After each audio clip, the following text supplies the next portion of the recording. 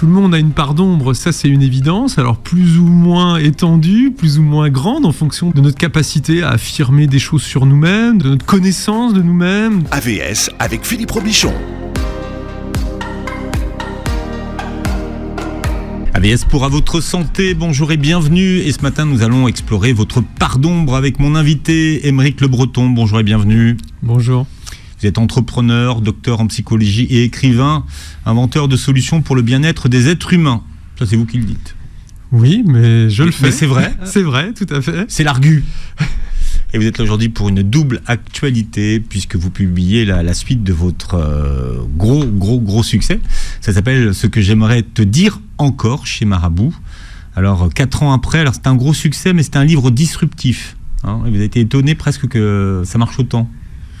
Étonné, en fait, je me suis beaucoup battu pour que ce livre marche, parce qu'il avait beaucoup de sens pour moi. C'est un livre pour aider les gens qui ne vont pas bien, et c'est un livre pour aider ceux qui sont autour de nous et qui ne vont pas bien. Mais c'était la forme qui était disruptive, c'était pas le livre. Oui, la forme avec des ruptures de lecture, de rythme, voilà. Exactement. On passait d'un conte à autre chose. Donc... Comme un fil de réseau social, un petit peu. Et alors là, aujourd'hui, vous êtes là pour nous parler de mon Shadow Work Journal chez Marabout. Alors, un Shadow Work Journal, Shkoun. Un Shadow Work Journal, c'est un journal intime qui est fait pour explorer sa part d'ombre. Alors vous allez me dire, mais qu'est-ce que ça veut dire que la part d'ombre ? C'est ça ? Bon, si vous voulez. Alors je vais vous dire, c'est quoi la part d'ombre ? Parce que c'est là que ça m'intéresse. La part d'ombre, en fait, c'est l'ombre, c'est un concept qui a été défini par Jung, qui est un grand psychologue, qui a été un élève de Freud avant de s'en écarter d'ailleurs.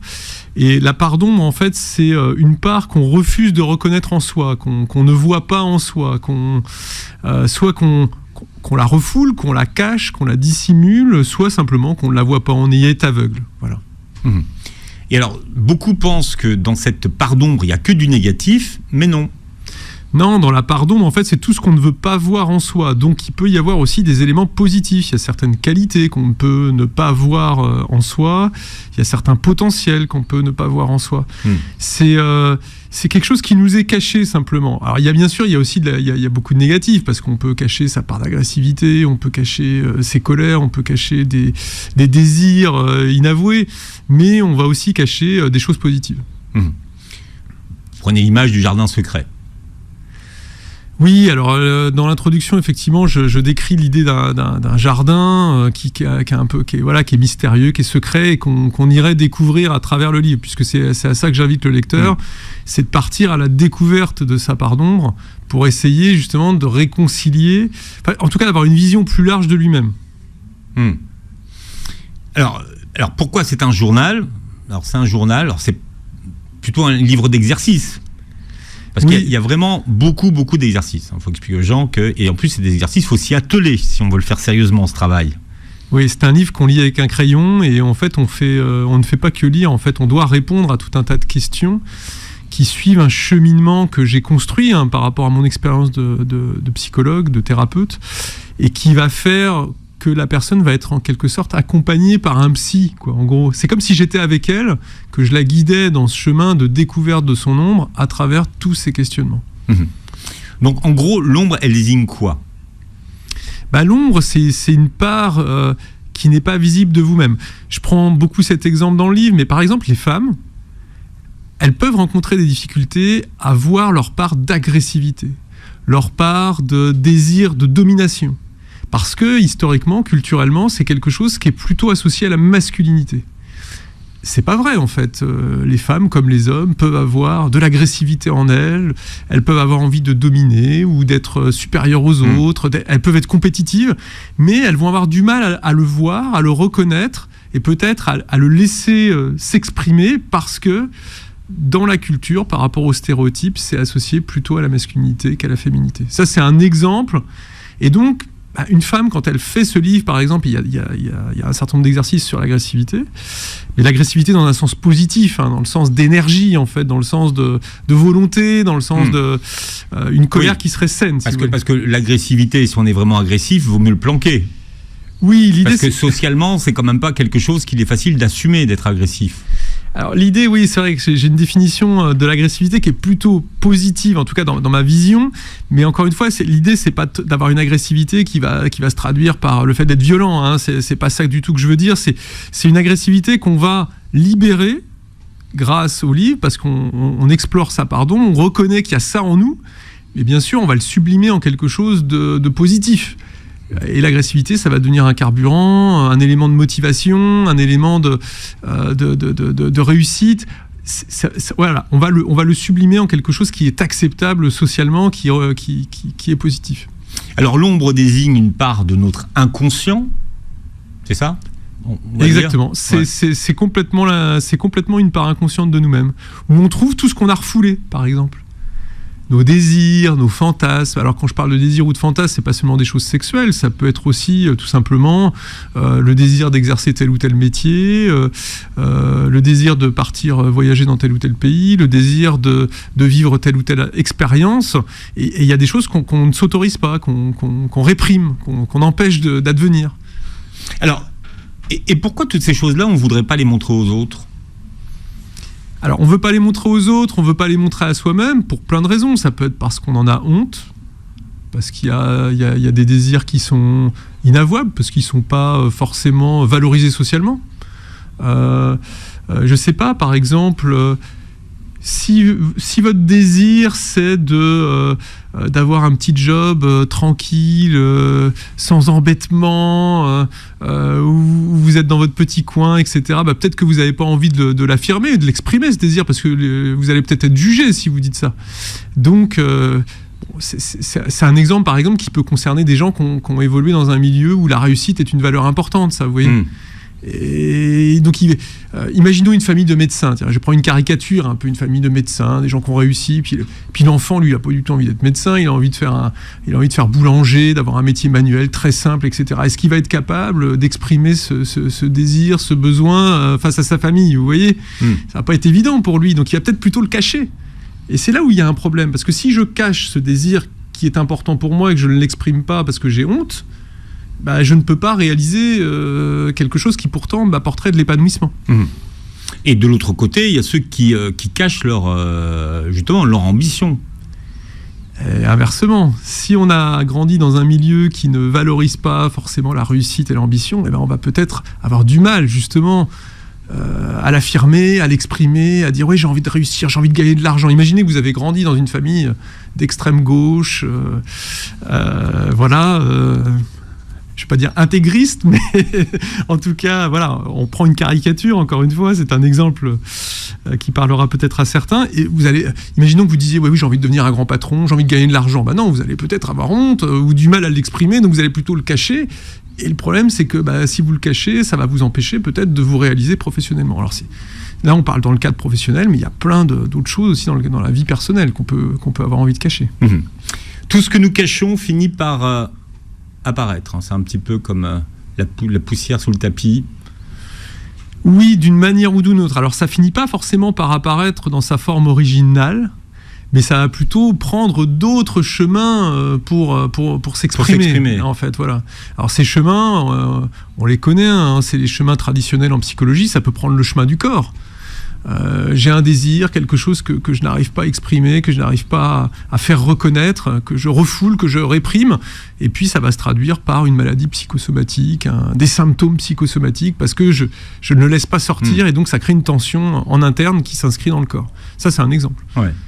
Mais en vieillissant, on ne devient pas plus nous-mêmes, en fait. Les choses ne remontent pas. Justement, la part d'ombre s'exprime plus facilement en vieillissant. Parce que les gens sont désinhibés, finalement. Ils ont moins à perdre. C'est une bonne question. Je pense qu'effectivement, l'âge nous permet de nous libérer d'un certain nombre de nos carcans, de nos limites. Mais je pense que c'est vraiment très dépendant des gens, en fait, de leur histoire, de leur mentalité. Et quand on a caché longtemps quelque chose, c'est peut-être encore parfois plus difficile de le laisser apparaître. Vous voyez. Donc, je ne ferai pas de loi générale là-dessus. Quand on a caché quelque chose, et on peut ne pas savoir qu'on l'a caché, c'est ça qu'il faut aussi comprendre. Et oui, c'est ça le paradoxe de l'esprit, de l'inconscient. C'est-à-dire qu'on peut cacher quelque chose qu'on ne sait pas qu'on cache, donc on peut se le cacher à soi-même aussi. Exactement. Alors, comment savoir si notre ombre est réprimée. Pour tous ceux qui nous écoutent aujourd'hui, qui disent tiens, moi j'ai pas de part d'ombre, comment est-ce qu'on peut s'interroger pour savoir si on a une part d'ombre tout le monde cachée? Tout le monde a une part d'ombre, ça c'est une évidence, alors plus ou moins étendue, plus ou moins grande en fonction de ce qu'on a, de notre capacité à affirmer des choses sur nous-mêmes, de notre connaissance de nous-mêmes, de tout un tas de facteurs comme ça. Après, il suffit tout simplement de se laisser prendre le temps de se poser un peu tout seul et d'essayer de laisser sortir un certain nombre de désirs, d'envies, etc., mais sans les réprimer. Si on prend un petit peu de temps comme ça, on va voir des choses apparaître. Et souvent, on sent ce moment un peu particulier où on voit un désir apparaître et tout de suite on le réprime, tout de suite on l'empêche d'apparaître parce qu'on se dit non, c'est pas possible, c'est pas pour moi, ou je peux pas faire ça. Alors bien sûr, en excluant des désirs qui ne sont pas, je dirais, réalisables, parce qu'il y a certains désirs qui ne sont pas réalisables. Ah bon ? Oui, on vit dans une société, il y a des lois, il y a des interdits. Ah oui, non, d'accord, dans ce sens-là, mais je crois que tout était possible aujourd'hui. En dehors de ça, oui, tout est possible. Ouais. On peut réussir, on peut... Oui, on peut grimper sur l'Everest, on peut... Exactement, après c'est un peu ça l'invitation du livre, c'est-à-dire que finalement je pars explorer ma part d'ombre, je vais y découvrir des nouvelles choses, je vais laisser émerger des nouvelles choses que j'avais sans doute repoussées, et après je vais m'autoriser plus facilement. Alors la première étape, je dirais au moins à fantasmer. Oui. Parce que ça, déjà, c'est la première étape. Il n'y a rien de coupable à fantasmer un certain nombre de choses. On peut, par exemple, fantasmer de tromper son mari ou sa femme. Si on ne passe pas à l'acte, c'est pas en soi répréhensible. Par exemple, ça fait partie de la part d'ombre qu'on a tous en nous. Des désirs d'adultère, on peut tous en porter en nous-mêmes. Et on peut le fantasmer, mais du moment qu'on passe pas à l'acte, il n'y a pas de problème en soi. Ça ne va pas entraîner de conséquences. Fantasmer, c'est pas tromper. Non, fantasmer, c'est pas tromper.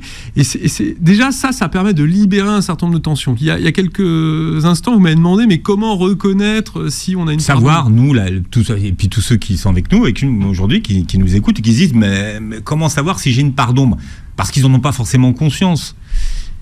Ça peut être des tensions. Souvent, quand on a beaucoup réprimé de choses, on a des tensions internes, on n'est pas serein, il y a des choses, il y a des blocages, c'est pas fluide dans notre fonctionnement au quotidien. Il y a quelque chose qui va pas. Et moi, je vais vous prendre un exemple personnel comme ça qui va peut-être parler aux auditeurs. J'en mourrais. Si vous l'avez trop réfléchi, c'est pas un bien. Hein. Non, je ne l'ai pas réfléchi. D'accord. Parce que c'est vrai que quand j'ai écrit ce livre, j'ai découvert l'ombre et je dois moi-même faire l'expérience que le lecteur va faire. Je dois moi-même m'y confronter. Et moi, je suis quelqu'un qui aspire à une forme de sagesse et qui considère aussi que la gentillesse est très important. Et donc, comme je veux toujours essayer de montrer une part gentille de moi-même, une part agréable, mais en faisant le livre, tout d'un coup, je me suis dit, oui, mais en fait, j'ai découvert plein de moments où je suis pas du tout gentil, où je peux être même désagréable. Alors, par exemple, un vrai moment, un vrai moment pas gentil. Un vrai moment pas gentil. Je sais pas, dans la vie quotidienne, j'essaye d'être agréable avec le plus de monde possible, mais parfois, je sais pas, si je suis au téléphone avec quelqu'un, avec EDF et qu'ils veulent pas mettre mon électricité quand je l'ai demandé, je vais peut-être être désagréable avec la personne. C'est le gars qui morfle. Voilà, c'est le gars au téléphone qui n'y est pour rien, qui morfle.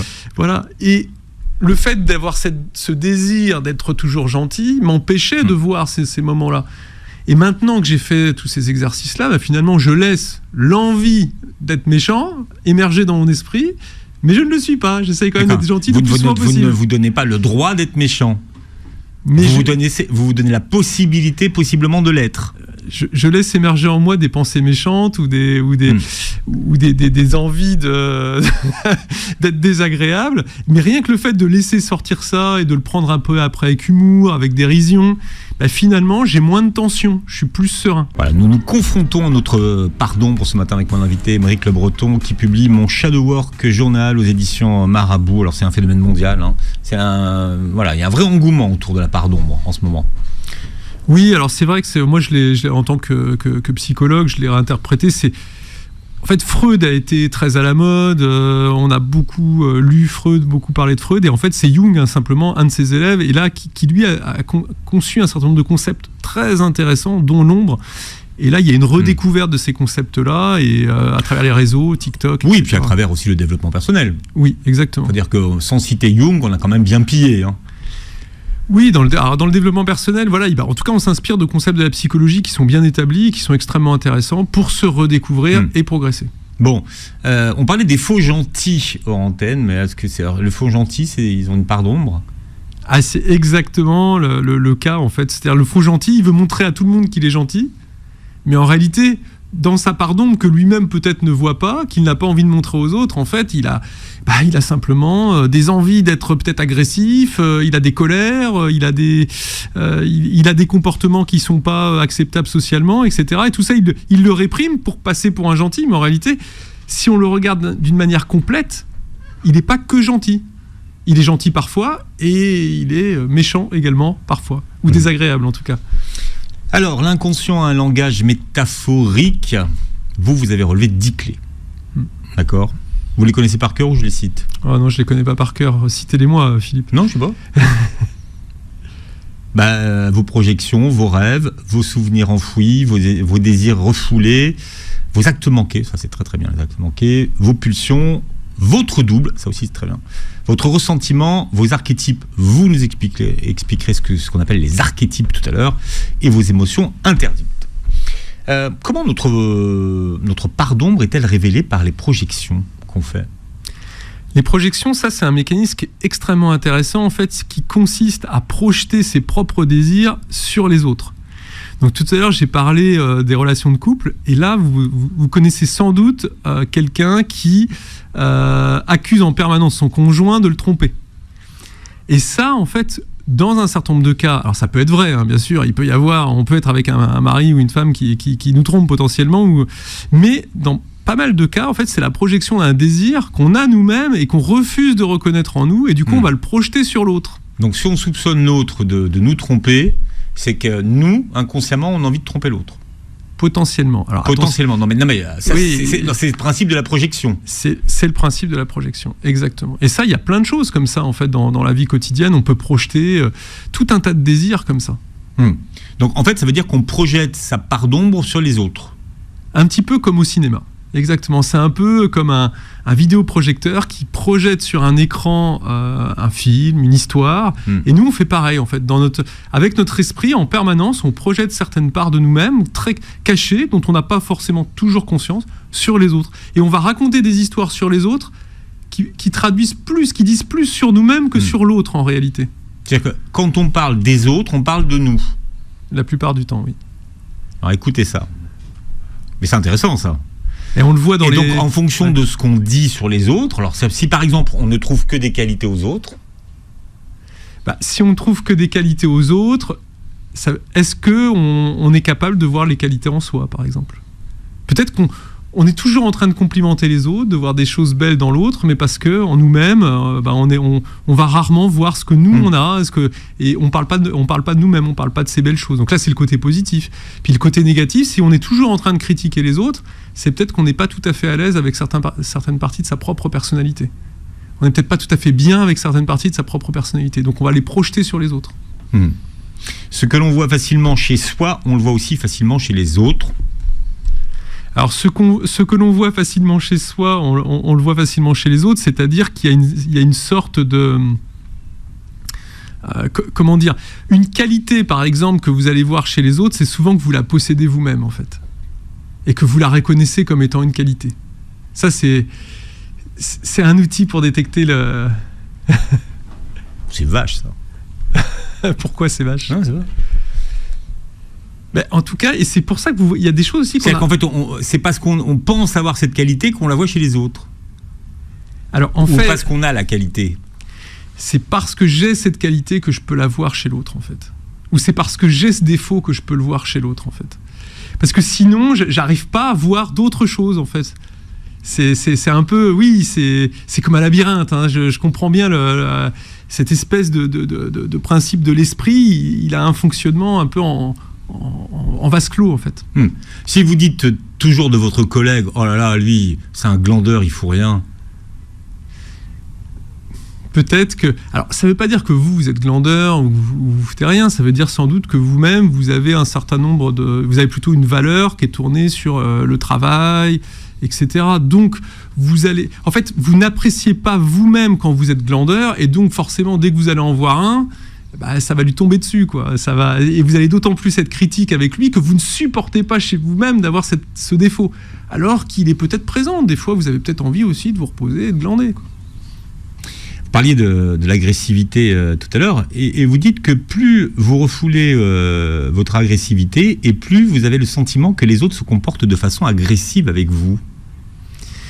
Oui, ça c'est pareil, ça c'est encore un paradoxe de la projection, c'est-à-dire plus on va effectivement vouloir paraître calme, gentil, etc. On va pour être comme ça, c'est pas naturel, si vous voulez.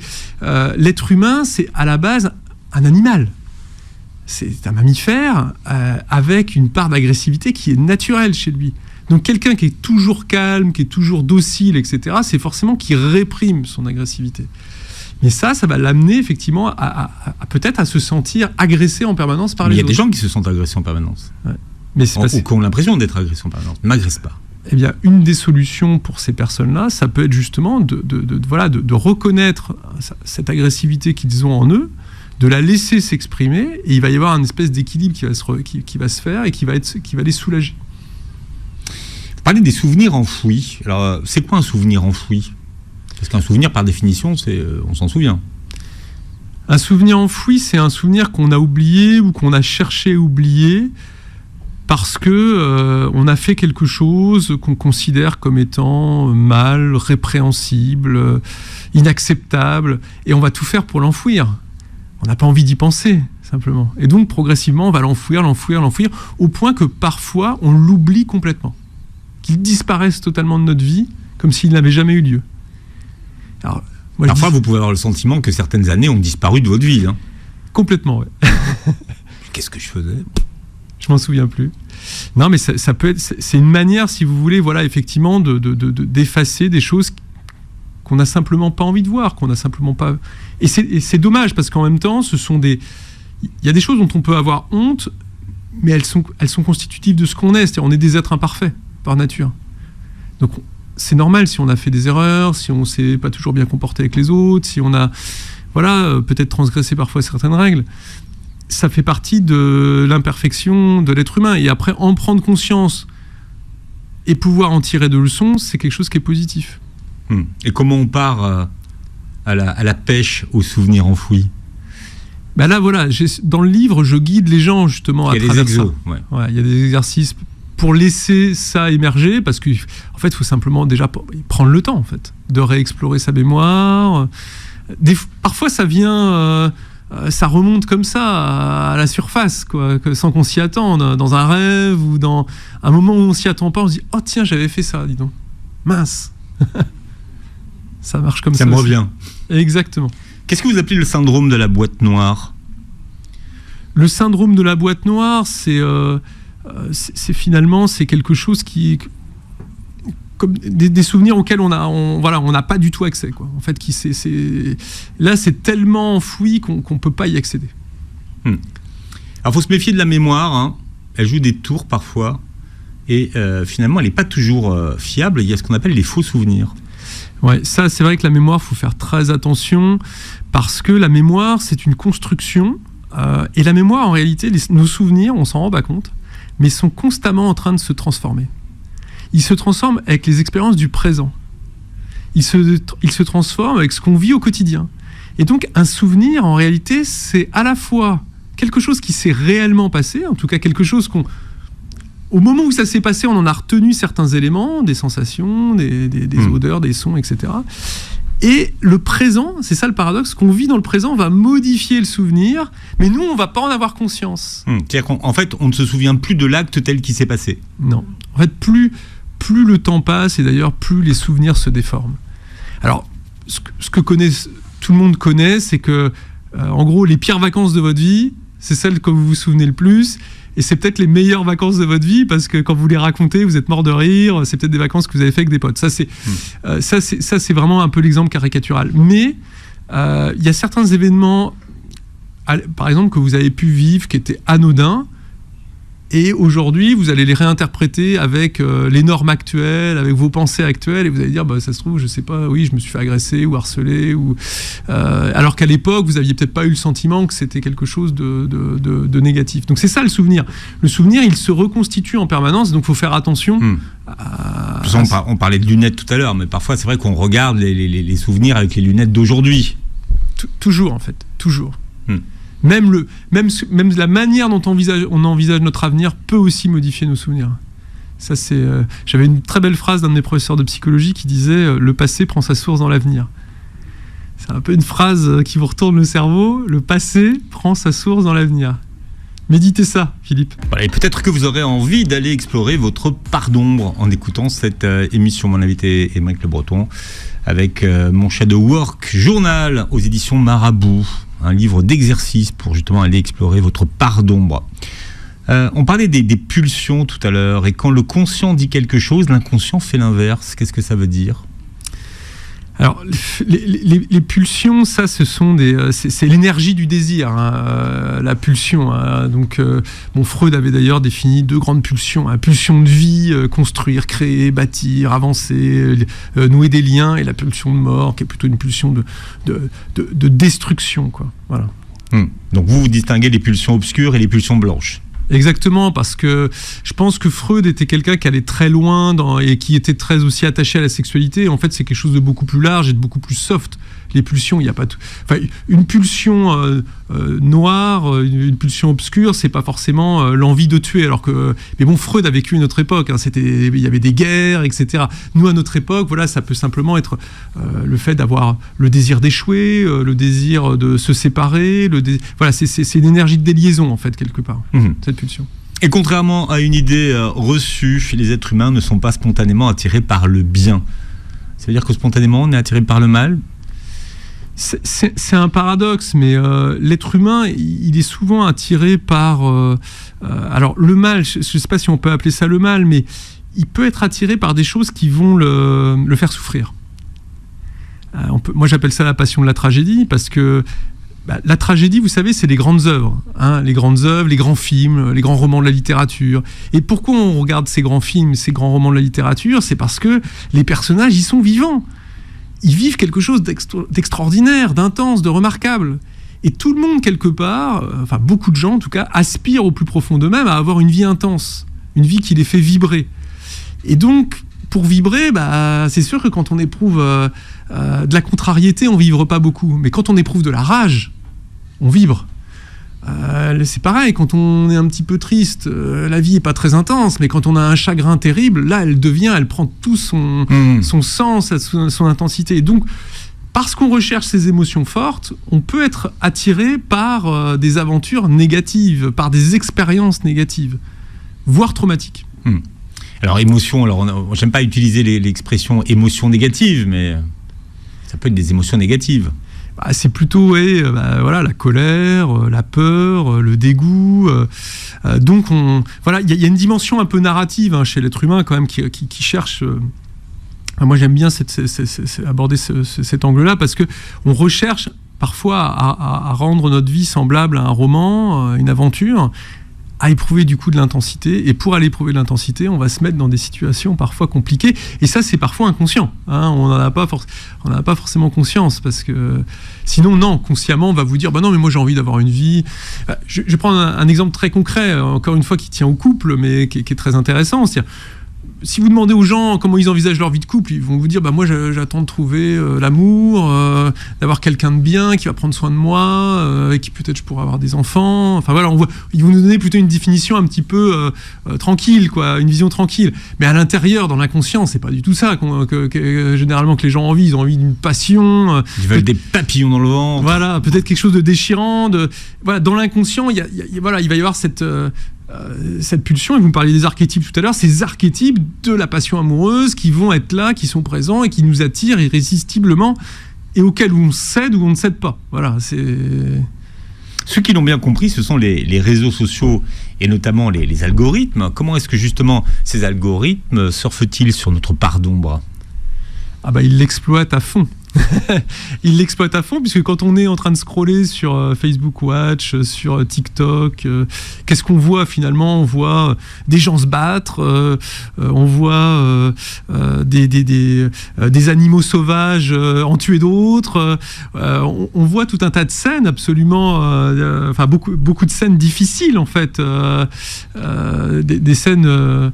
mais qui viennent chercher des émotions fortes comme la colère, comme le chagrin, comme le dégoût. C'est ça qu'on vient chercher en fait. Mais alors finalement, quoi, les algorithmes font quoi ? Ils vous passent à la moulinette ? Non, après, finalement, quand vous êtes en train de scroller sur un de ces réseaux, vous avez votre conscient qui regarde. Et vous avez votre inconscient aussi qui regarde. Mais celui qui vous fait rester plus longtemps sur une vidéo, c'est pas votre conscient, c'est votre inconscient. Et votre inconscient, lui, quand il va tomber sur une vidéo avec deux personnes en train de se battre, il va s'arrêter. Parce qu'il y a du danger, il y a de l'adrénaline, parce qu'il y a de la colère, il y a de l'agressivité, et ça l'attire. Il est attiré par ça. Alors bien sûr, là, c'est l'exemple des gens qui se battent, mais sur TikTok, par exemple, il y a un phénomène, il y a beaucoup de jeunes filles qui passent leur temps à regarder d'autres jeunes filles déprimées, dépressives, tristes. C'est un phénomène d'ailleurs qui est très inquiétant.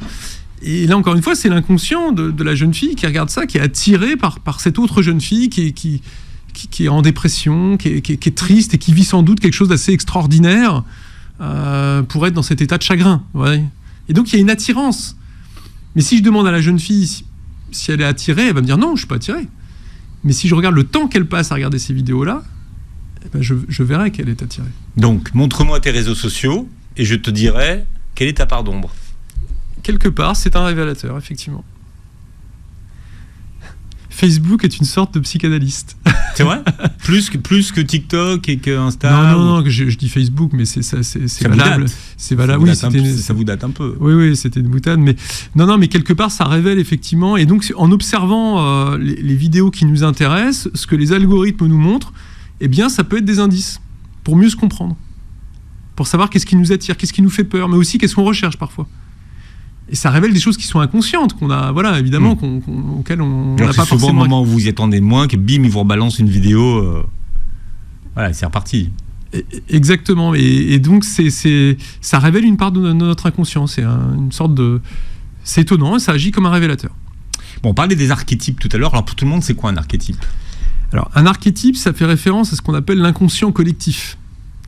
C'est-à-dire que, et ça c'est un truc extraordinaire et qui est extrêmement vrai. L'inconscient collectif. Voilà, la culture, quand vous naissez dans une culture, vous allez être baigné dans un inconscient collectif. Et cet inconscient collectif, il est composé en partie d'archétypes. Les archétypes, ce sont des espèces de modèles, de personnages ou d'histoires. Alors vous allez avoir l'archétype, par exemple, de l'homme qui réussit. Par exemple, Bernard Tapie, il était cet archétype à un moment donné de l'homme qui réussit, l'homme d'affaires, le requin, etc. Il incarnait certains traits qui, dans la culture française, évoquent l'homme d'affaires. Mais des archétypes, vous en avez par exemple, dans le couple. Moi, j'adore la famille Ingalls, la petite maison dans la prairie. Ça parlera peut-être pas aux jeunes générations, mais aux plus anciens, ça parlera. C'est passé pendant tellement d'années que bon. Voilà.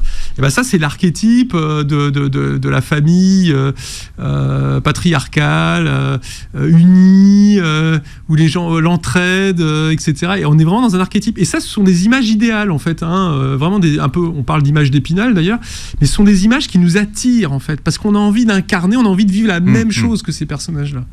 Alors des archétypes, il y en a dans tous les domaines. Là, j'ai cité l'homme d'affaires, mais il n'y a pas que l'homme d'affaires. Il peut y avoir... Charles Ingalls, il incarne quoi ? Le père de famille que tout le monde voudrait avoir. Père de famille exemplaire. Toujours là, responsable, auprès de sa femme comme de ses enfants, travailleur.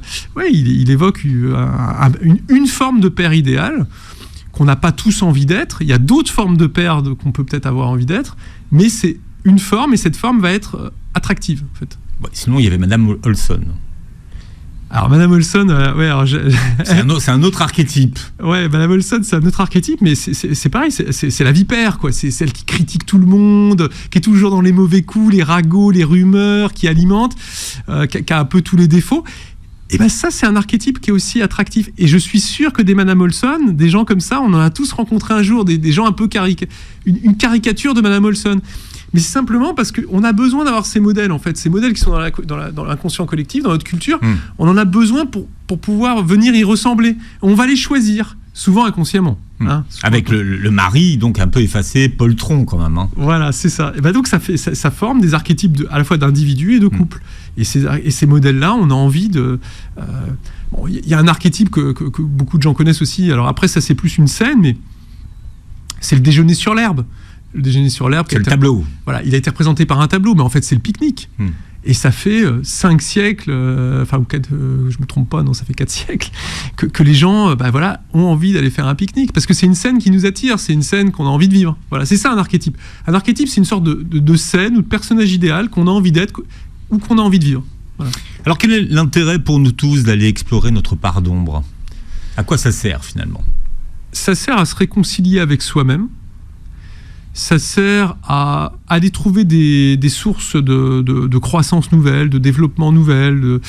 Je parlais tout à l'heure de désirs professionnels qui n'étaient pas satisfaits. Là, on peut trouver peut-être des pistes pour sa future carrière, pour son avenir, auxquelles qu'on avait mis de côté. Et puis tout d'un coup, hop, on les redécouvre. On se dit, tiens, mais pourquoi je ferais pas ça, etc. Ça sert aussi beaucoup à comment ça s'appelle, à soulager les tensions qu'on a. Parce que ce qui se passe, c'est que plus on réprime nos désirs, plus on réprime nos envies, plus on réprime un certain nombre de choses dans l'ombre, et plus il y a des tensions entre le conscient et l'inconscient. Et ces tensions-là, elles nous coûtent beaucoup d'énergie, en fait. Elles demandent beaucoup d'énergie mentale, physique. Et donc, le jour où vous soulagez ces tensions, parce que vous laissez les choses sortir, vous laissez les choses s'exprimer, vous avez beaucoup moins de tensions internes, et donc vous allez mieux aussi. Vous vous sentez mieux, vous avez plus d'énergie. Vous pouvez avoir des symptômes donc physiques et ressentir ces tensions.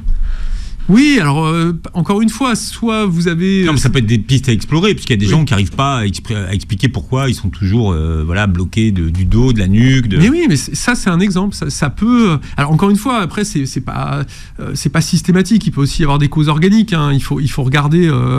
Faut pas tout rattacher à la psychologie non plus. Mais effectivement, il y a tout un tas de problèmes qu'on peut avoir qui sont liés quand même à des tensions internes, et notamment entre l'ombre et la lumière qui est en nous. Voilà, c'est ça.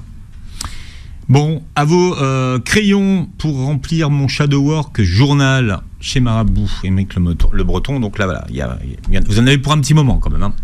Il y a du boulot, il y a des questions. C'est un vrai travail. Il y a des questions qui gênent un peu quand même. Ah oui ? Ouais.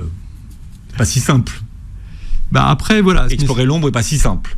Non, mais je l'ai conçu quand même pour que ça soit accessible au plus grand nombre. Voilà. L'idée, c'est quand même que ça soit accessible et qu'on puisse le faire tout seul, sans prendre aucun risque, tout en étant guidé. En plus, il y a même mon mail dans le livre. Si on a j'ai vu ça. Me contacter. Alors là. S'il y a besoin d'un soutien, d'un éclaircissement, c'est important pour moi de pouvoir dire. Dispo, en vrai. Voilà, c'est ça. Alors, s'il y a 100 000 personnes qui vous envoient des mails. Alors, le précédent livre comme ça de questionnement s'appelle Mon autothérapie, et pour l'instant, il y en a près de 15 000 qui ont été vendus. Et j'ai été contacté 3 fois, donc ça va, ça reste raisonnable. Donc voilà, vous avez entendu Aymeric Le Breton sur Beurre FM, vous pouvez le contacter de notre part. Merci d'avoir été avec nous, Aymeric. Vous réécouterez l'émission en podcast sur beurrefm.net et sur les plateformes qui reprennent l'émission. Et vous verrez la vidéo sur la chaîne YouTube. Et passez une très belle journée santé sur Beurre FM.